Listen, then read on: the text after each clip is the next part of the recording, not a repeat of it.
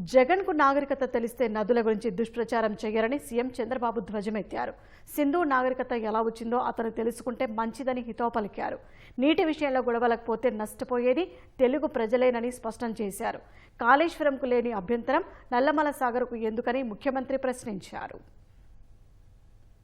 నదీ గర్భంలో కడుతున్న రాజధాని అమరావతి అంటూ జగన్ చేసిన వ్యాఖ్యలపై సీఎం చంద్రబాబు మరోసారి ఘాటుగా స్పందించారు. తెలుగుదేశం పార్టీ కేంద్ర కార్యాలయం మీడియా ప్రతినిధులతో తాజా పరిణామాలపై ఇష్టాగోష్ఠి సందర్భంగా జగన్ పై మండిపడ్డారు. దేశ రాజధాని ఢిల్లీ సహా ప్రధాన నగరాలు ఎక్కువ నదీ తీరాల వెంట ఉండబట్టే అభివృద్ధి చెందాయని తెలిపారు. లండన్ సహా ప్రపంచంలోని ప్రముఖ నగరాలు నదీ పరివాహక ప్రాంతాల్లోనే ఉన్నాయని వెల్లడించారు. నదీ తీరం వెంబడి ఉన్న ప్రాంతాల్లో నాగరికత వేగంగా అభివృద్ధి చెందిందని వివరించారు. నది గర్భానికి నది పరివాహక ప్రాంతానికి తేడా కూడా తెలియకుండా వైసీపీ నేతలు మాట్లాడుతున్నారని మండిపడ్డారు. ప్రజలు బుద్ధి చెప్పినా రాజధాని అమరావతిపై విషం చిమ్మటం మానట్లేదని ఆగ్రహం వ్యక్తం చేశారు.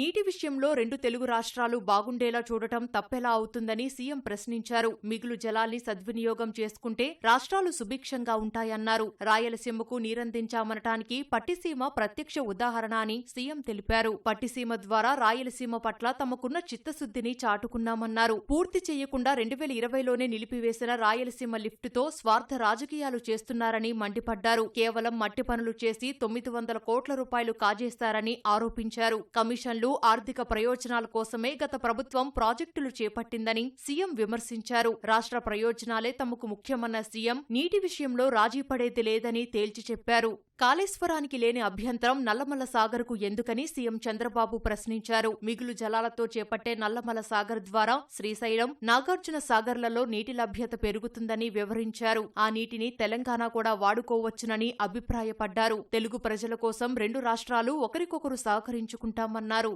రాష్ట్రంలో వచ్చే 2 ఏళ్లలో నీటి కొరత లేకుండా ప్రణాళికలు సిద్ధం చేస్తున్నామని సీఎం తెలిపారు. నీటిని సద్వినియోగం చేసుకుంటున్నాం కాబట్టే రాయలసీమలో హార్టికల్చర్ అభివృద్ధి చెందిందన్నారు. దేశంలోనే ఉద్యానవన రంగంలో ఏపీ మొదటి స్థానంలో ఉందన్న ముఖ్యమంత్రి రానున్న 10 ఏళ్లలో ప్రపంచంలోనే నంబర్ 1 స్థానానికి వెళ్తామని ధీమా వ్యక్తం చేశారు.